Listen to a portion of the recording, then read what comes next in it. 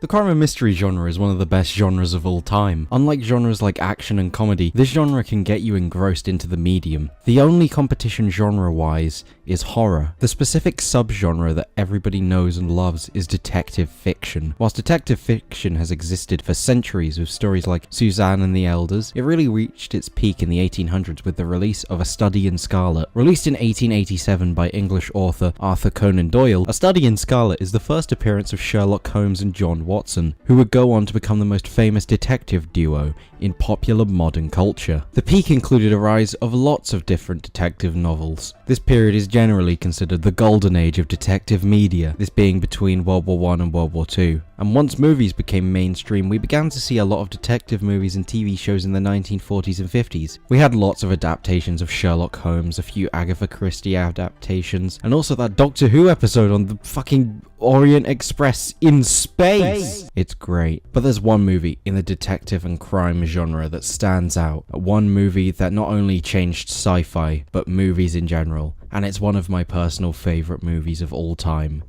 Blade Runner.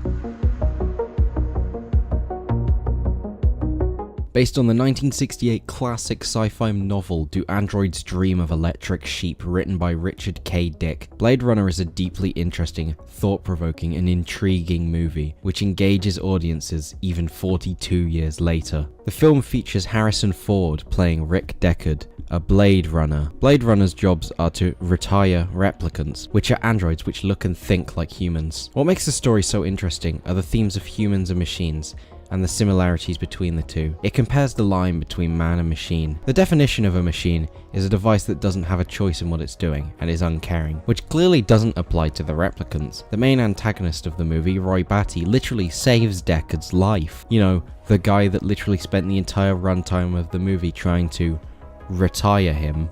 All those moments will be lost in time. Like tears in rain. Ah, hell yeah, this film's great! The reason this is so intriguing is because Deckard is more of a machine than the things that are literally labelled in the film as machines. Replicants are like any other machine. They're either a benefit or a hazard.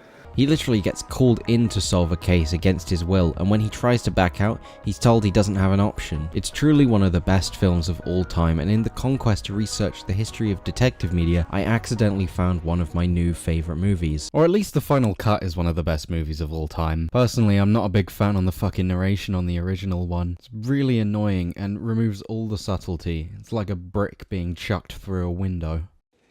In history books, he's the kind of cop used to call black men.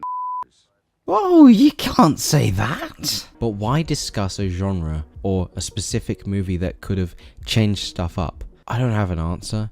It's a fucking movie. It doesn't change much. Let's talk about an Inspector Calls.